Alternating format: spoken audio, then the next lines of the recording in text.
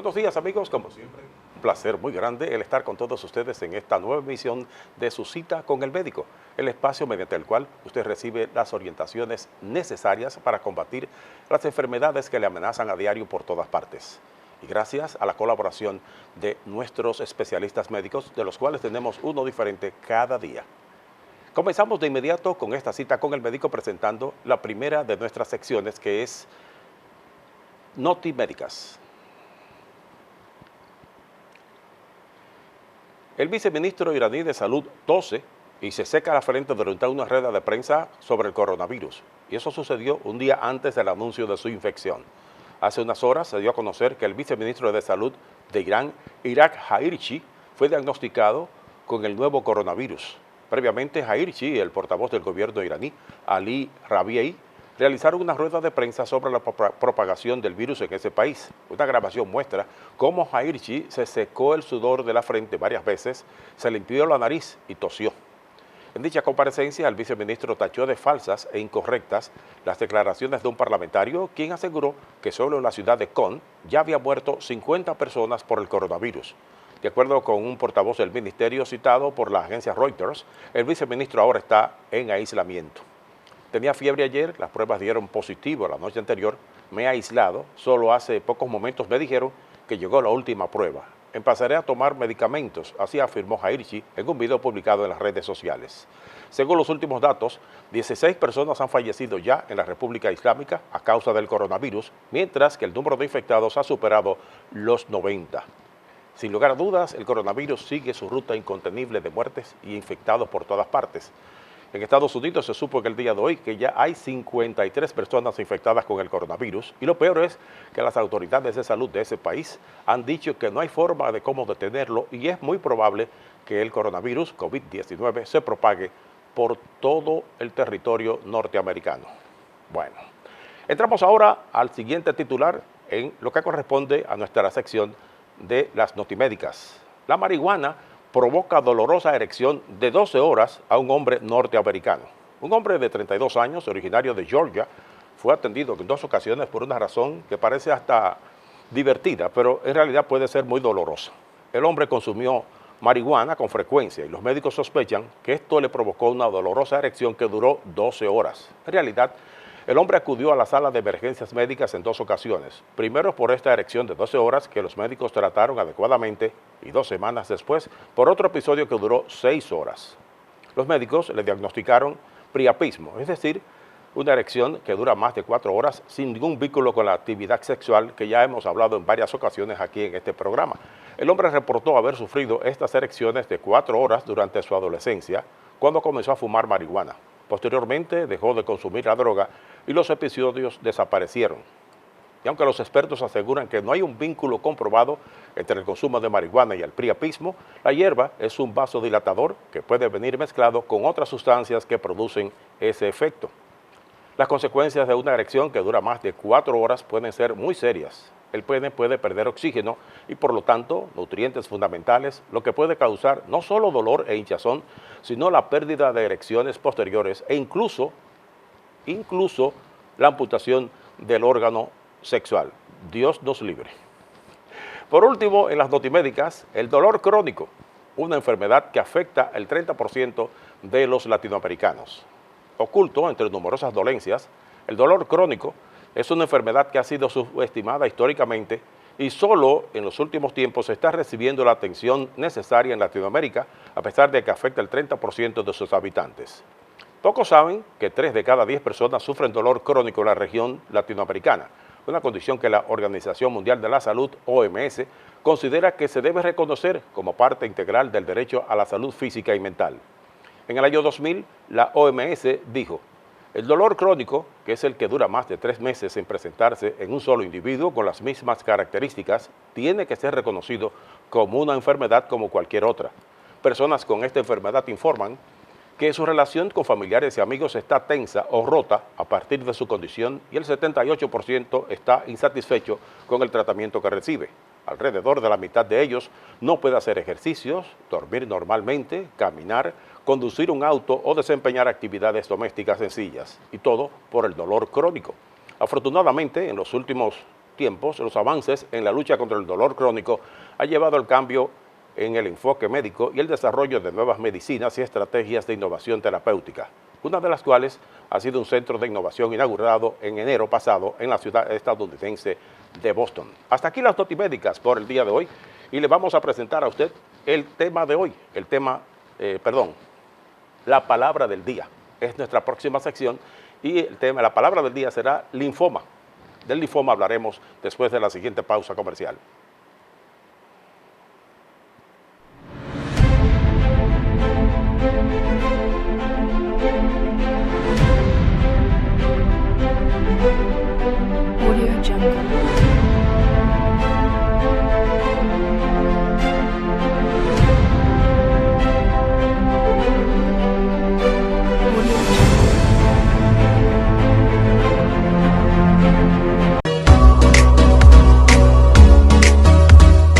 El proyecto Santiago Ciudad Saludable es un proyecto integral de salud que viene a cambiar la vida de los ciudadanos de Santiago de una forma de vida sedentaria a un nivel de vida de actividad física y saludable. Empezó como un sueño, incluir en la psiquis de cada ciudadano de que podemos vivir mejor, de que podemos vivir más saludable. Enhorabuena. Bienvenido de corazón, gracias a ustedes y a seguir fortaleciendo el orgullo que tenemos de ser santiagueros y de ser dominicanos. Muchísimas gracias.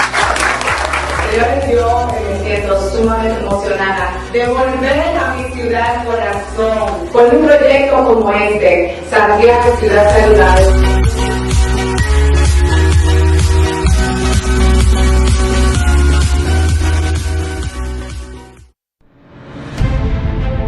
Cita con el médico. Cada día un especialista de primera a su servicio. Bajo la conducción profesional del reconocido comunicador Víctor Castillo. Por Telecontacto 57, el canal de Santiago.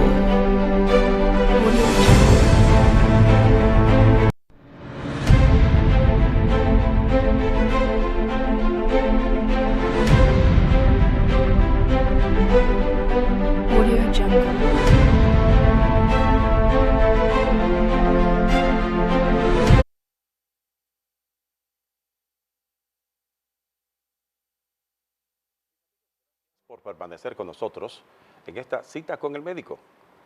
La palabra del día, bienvenidos a esta sección, es la que vamos a definir en el día de hoy. La palabra es linfoma. Un linfoma es una proliferación maligna de linfocitos. Los linfocitos son células defensivas del sistema inmunitario. Generalmente dentro de los nódulos o ganglios linfáticos, ahí se produce el linfoma, pero que a veces afecta también a otros tejidos como el hígado o el vaso. Y dicho de otra forma, es un cáncer que se inicia en el tejido linfático. Durante el desarrollo de esta enfermedad se produce una merma en el funcionamiento del sistema inmunitario, que esas son las células encargadas de la defensa del organismo, que puede ser más grave cuanto más se haya diseminado la enfermedad. Además, si la médula ósea se ha visto afectada, puede producirse anemia y otros cambios en las células de la sangre. El linfoma afecta a entre 3 y 6 personas por cada 100.000 habitantes cada año. La edad media en la que suele aparecer se sitúa en torno a los 60 años. Hasta la fecha, se desconocen las causas que desencadenan los linfomas, salvo algunos casos en los que se asocian con una infección originada por bacterias o por virus. No se ha podido extraer evidencias concluyentes de la influencia de factores como los tintes de cabello, los insecticidas o las radiaciones ionizantes en el desarrollo de este tipo de cánceres. Por regla general, los linfomas se presentan como ganglios linfáticos aumentados de tamaño que cuando aparecen en zonas accesibles como el cuello, las axilas o la ingle, se pueden palpar evidenciando su tamaño aumentado. Estos bultos no suelen ser dolorosos. Cuando aparecen en zonas menos accesibles, pueden pasar desapercibidos, por lo que el diagnóstico es muchísimo más difícil y solo se consigue cuando aparecen otros síntomas que obligan a realizar estudios más exhaustivos. Estos síntomas pueden ser fiebre superior a los 38 grados, sudoración nocturna profusa hasta llegar a empapar la ropa y pérdida inexplicable de peso. Asimismo, los pacientes pueden experimentar otras manifestaciones locales como adenopatías periféricas o agrandamiento del vaso, lo que se conoce como esplenomegalia. No existe ningún modo de prevenir el desarrollo de un linfoma. Los expertos coinciden en descartar en que llevar un estilo de vida y destacan Llevar una vida saludable podría reducir el riesgo de presentar este tipo de cáncer, aunque no se ha podido establecer una relación directa.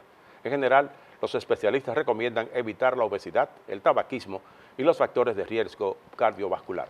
Ha sido esta la palabra del día, linfoma. La hemos definido, creo que de la manera más correcta posible para que usted quede completamente edificado sobre lo que significa el linfoma. Seguimos adelante con esta cita con el médico y entramos a la siguiente pausa. Después estaremos hablando del tema de hoy. Nos vemos en breve.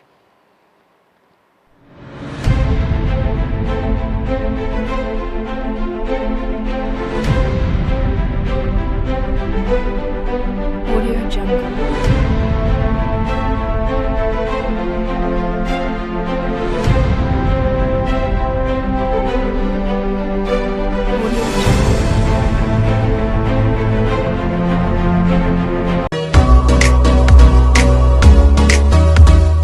El proyecto Santiago Ciudad Saludable es un proyecto integral de salud que viene a cambiar la vida de los ciudadanos de Santiago de una forma de vida sedentaria a un nivel de vida de actividad física y saludable. Empezó como un sueño, incluir en la psiquis de cada ciudadano de que podemos vivir mejor, de que podemos vivir más saludable. Enhorabuena, bienvenido de corazón, gracias a ustedes y a seguir fortaleciendo el orgullo que tenemos de ser santiagueros y de ser dominicanos. Muchísimas gracias.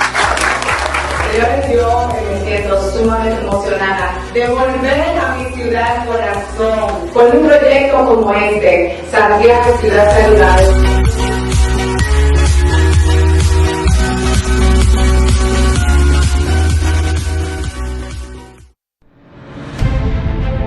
Cita con el médico.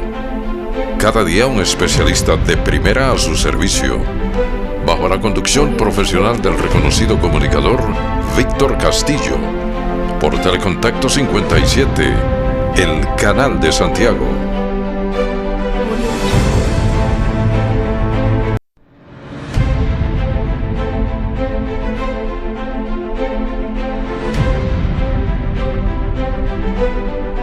Audio Jungle.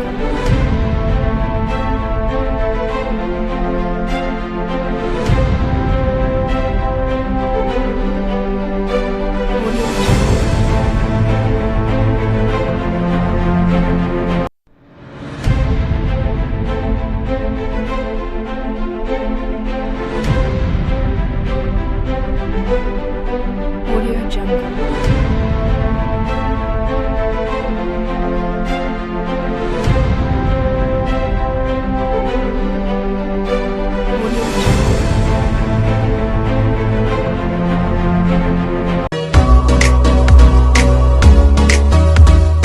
El proyecto Santiago Ciudad Saludable es un proyecto integral de salud que viene a cambiar la vida de los ciudadanos de Santiago de una forma de vida sedentaria a un nivel de vida de actividad física y saludable.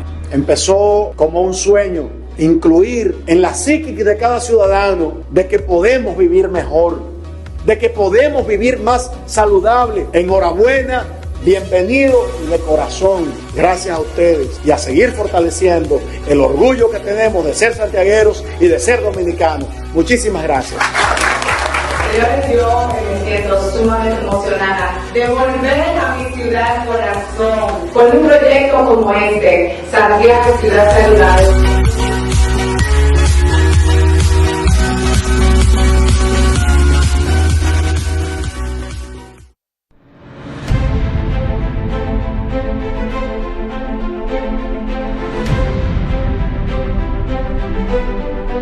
Audio Jungle.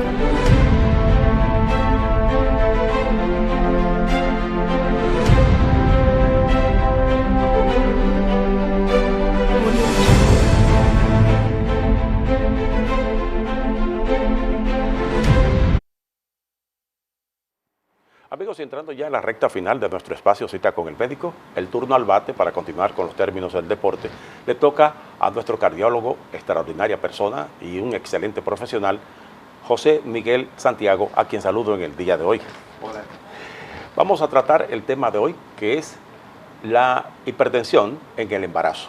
Doctor, nosotros tanto con usted como con los otros especialistas que vienen acá, hemos hablado de ese tema de la hipertensión en más de una ocasión, pero nunca es demasiado cuando se trata de esta situación. Definamos una vez más qué significa la hipertensión. Sí, la hipertensión se define como la elevación de las cifras tensionales por encima de una sistólica 140 y una presión diastólica de 90 milímetros de mercurio. En el caso de los trastornos hipertensivos del embarazo, son grupos de condiciones o trastornos relacionados a la presión que se presentan durante el parto, en el parto o en el periodo del puerperio. Entonces, estos trastornos o estas entidades que engloban los trastornos hipertensivos del embarazo los podemos clasificar como hipertensión gestacional, preeclampsia, eclampsia, hipertensión crónica con preeclampsia sobreañadida y hipertensión arterial crónica. ¿Cuáles son los principales síntomas que la embarazada siente cuando tiene la hipertensión? Son muy variados los síntomas y va a depender también de cuál de las entidades que anteriormente mencioné tenga en curso.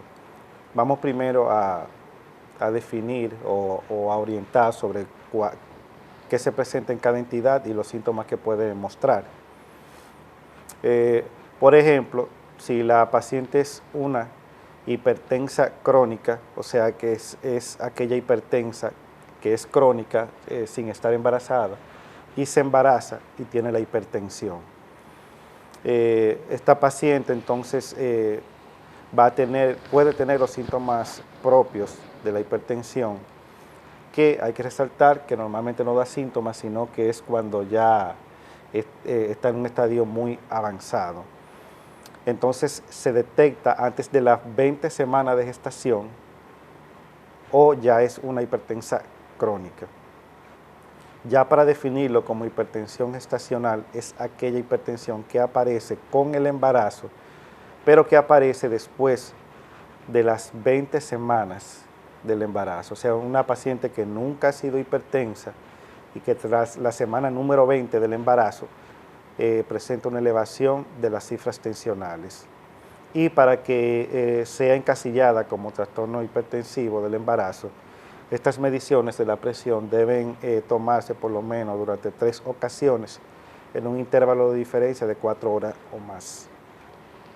Es evidente, doctor, que generalmente para el tratamiento de las enfermedades, sea la hipertensión o cualquiera que sea embarazada o no lo sea, ya no es el asunto de que solo un médico va a tratar ese problema. Es una especie de coalición de médicos porque usted es cardiólogo y creo que trabaja en ese sentido con la embarazada conjuntamente con la ginecóloga o ginecólogo, ¿verdad? Sí, con el ginecobstetra. Claro, porque estamos hablando que no solo la vida del paciente está amenazada o amenazada por enfermedad o por muerte, sino también estamos hablando del bebé o del producto que lleva la madre. Entonces ya de esa parte se encarga el obstetra. Entonces, ya siguiendo con las otras clasificaciones y para entrarnos a los síntomas, que fue la pregunta que me hiciste al principio, está lo que se conoce como preeclampsia, que es cuando una embarazada presenta hipertensión y a esto se le añade proteinuria, 300 miligramos en 24 horas y cualquiera de los siguientes síntomas: una cefalea o dolor de cabeza intenso, un dolor en epigastrio o en la boca del estómago, como se conoce, intenso, visión borrosa, y podría presentarse también edema de miembros inferiores o edema generalizado. Ya cuando a la hipertensión se le añade esta condición de laboratorio o estos síntomas, podríamos estar en presencia de una preeclampsia. Hay que también señalar que no solo el criterio de la proteinuria, ya más hablando en términos médicos y para algunos médicos que ven el programa, no solamente es criterio ya la proteinuria de 300 miligramos en 24 horas, porque se ha visto que en un 15 a 20% de las embarazadas pueden tener preeclampsia y no proteinuria, Hay que prestarle atención a otros laboratorios como la elevación de la creatinina, de las enzimas hepáticas y la aparición de los síntomas de gravedad que antes le mencioné. ¿Cuál es la diferencia, doctor, de la preeclampsia y la eclampsia? Entonces ya me llevaste a la última de la clasificación, que es la eclampsia, que cuando una paciente que tiene preeclampsia aparece convulsiones, o sea, síntomas neurológicos. Si aparece convulsión, pues ya se define como una eclampsia. Entonces, hay que destacar que los trastornos hipertensivos del embarazo se presentan en alrededor de un 10% de todas las embarazadas, o sea que es algo muy común, y que en América Latina representa alrededor de un 20 a un 25% de todas las muertes que ocurren durante el embarazo. Hay otras causas de muerte en el embarazo, como la infecciosa, como la hemorrágica, que son las principales, y la hipertensión gestacional, que representa de un 20 a un 25%, lo cual es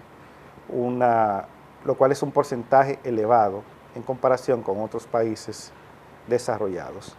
El ego en la materia, como lo soy yo en ese sentido, pues yo no soy médico, podría pensar que cuando hablamos de preeclampsia es un periodo previo a la eclampsia. Correcto. ¿Eclampsia o eclampsia? Eclampsia. Okay. Verdaderamente, la preeclampsia tiene complicaciones, una de ellas es la eclampsia, o sea, no puede pasarse a eclampsia sin antes tener preeclampsia. Hay otras complicaciones que pueden ocurrir en la preeclampsia, como son el síndrome de HELLP, que es cuando ocurre hemólisis, o sea que los eritrocitos, los glóbulos rojos sufren rotura. También hay elevación o afectación del hígado, y además hay disminución de las plaquetas. Todo esto puede acarrear consigo un sinnúmero de complicaciones, tanto para la madre como para el feto. Por ejemplo, en el feto lo predispone a un retraso del crecimiento intraútero,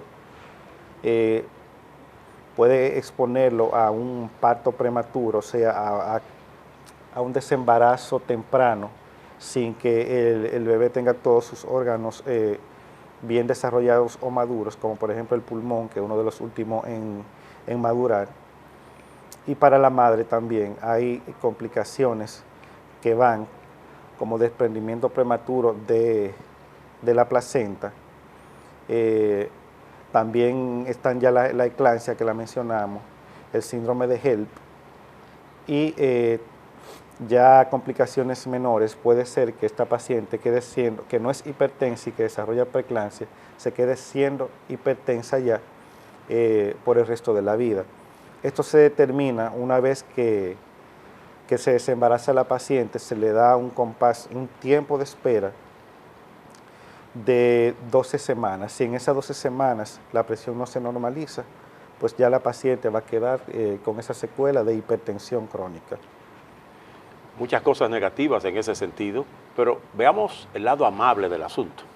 ¿Podría una mujer que desarrolle hipertensión durante el embarazo, tendría ella en ese caso un desenlace feliz, tanto ella como el bebé, en algunas ocasiones? Bueno, feliz tal vez no, pero sí en un gran porcentaje, aquellas pacientes, luego que se desembaraza, hay algunas mujeres que se normaliza su presión arterial y no tiene que usar medicamentos ya de por vida, sino que una vez que se retira la placenta de su útero, pues se normaliza la presión en los siguientes días del puerperio. Esto tiene mucho que ver con la fisiopatología o con la causa que produce la preeclampsia, que aunque no se tiene muy clara, sí se sabe que está muy relacionada con la placenta. Recuérdate que las mujeres normalmente no tienen placenta, solamente cuando se embarazan es que aparece la placenta. Entonces, se desarrollan unos cambios en el organismo, en las mujeres con preeclampsia, y que son asociadas a la placenta, como son una vasoconstricción sistémica, o sea que los vasos sanguíneos del cuerpo se achican, se ponen más más pequeño. Y esto acarrea consigo las complicaciones que ya las mencioné, como la hipertensión, como el daño hepático al hígado, como el daño renal, ya que el flujo sanguíneo de estos órganos se reduce. Entonces, una vez que se desembaraza y se extrae la placenta, muchas veces estos trastornos desaparecen. Y en otro pequeño porcentaje se queda siendo hipertensa, como te dije, ya quizás porque está en la genética de ese individuo o tiene otros factores de riesgo para desarrollar hipertensión, que ya lo hemos discutido aquí en otras ocasiones. Entonces, para que no se me quede también, ya que veo que vamos a llegar a la parte final, hay mujeres que tienen cierta característica que la hacen más propensas a padecer de preeclampsia o trastorno hipertensivo del embarazo que otras. Tenemos aquellas pacientes que son hipertensas de base, que hayan sufrido preeclampsia anteriormente, que sean diabéticas o que sean obesas. También aquellas pacientes que sean de edad avanzada, que tengan 35 años o más, o que sean en el otro extremo embarazos en adolescentes. Y tenemos que aquellas pacientes que se embarazan por primera vez o aquellas que tienen embarazos gemelares de 2 o más productos, son más propensas a desarrollar preeclampsia que aquellas que no tienen estas características. Estamos, como usted dice, llegando a la parte final. Por ahí una preguntita que yo no quería dejar de hacérsela. A propósito de la placenta, ¿podría la hipertensión provocar un trastorno tan grave como un desprendimiento de la placenta antes de tiempo? Sí, es una de las complicaciones temidas que acarrea la preeclampsia. Y entonces ya sabes que vienen complicaciones tanto para el feto como para la madre, complicaciones hemorrágicas para la madre y para el feto un parto prematuro, o sea, antes de que se cumplan las semanas reglamentarias, que van de las 38 a las 42 semanas. Entonces hay un alto porcentaje de complicaciones neonatales para ese feto que no va a tener sus órganos desarrollados. Generalmente, ¿después de qué tiempo podría ocurrir eso? Ya Digamos, viene primer trimestre. Sí, no, después del segundo trimestre o de la semana número 20 del embarazo. Eso podría decirse que se puede salvar la vida del bebé. Sí, todo depende en el momento que ocurra. Si ocurre después de las 30 semanas, pues hay chance de que ese producto se salve. Ahora bien, mientras más temprano, hay más complicaciones y menos posibilidad de que ese feto sobreviva. Si ocurre, por ejemplo, en la semana 36, que está más cerca de la 38, pues es muy probable que ese feto sí tenga un buen desarrollo y sobreviva. Doctor, como siempre, muchísimas gracias por sus explicaciones tan gráficas que la gente puede entenderla completamente en sus hogares, y es el propósito de este programa Cita con el Médico. Ya quisiéramos saber cómo la gente puede localizarle a usted, números de teléfono, dirección de su consultorio, etcétera. Sí, estoy laborando de lunes a viernes en el Instituto Materno Infantil de Especialidades. Allí estoy en el edificio profesional, consultorio 305. Además, en el Centro Médico Licey, Semeli, laboro de lunes a viernes de 8 a 10 de la mañana. Mis amigos, despedimos de esta manera al doctor José Miguel Santiago, a quien le agradecemos de manera reiterada su comparecencia en este programa Cita con el Médico. Para usted, la invitación está en el aire para que continúe con nosotros mañana en otra emisión similar a esta. Recuerde que estamos en la mañana en el 57 y en la tarde en el 42. Además, todos los programas que hemos elaborado hasta este momento están colgados en la plataforma de YouTube. Feliz resto del día para todos.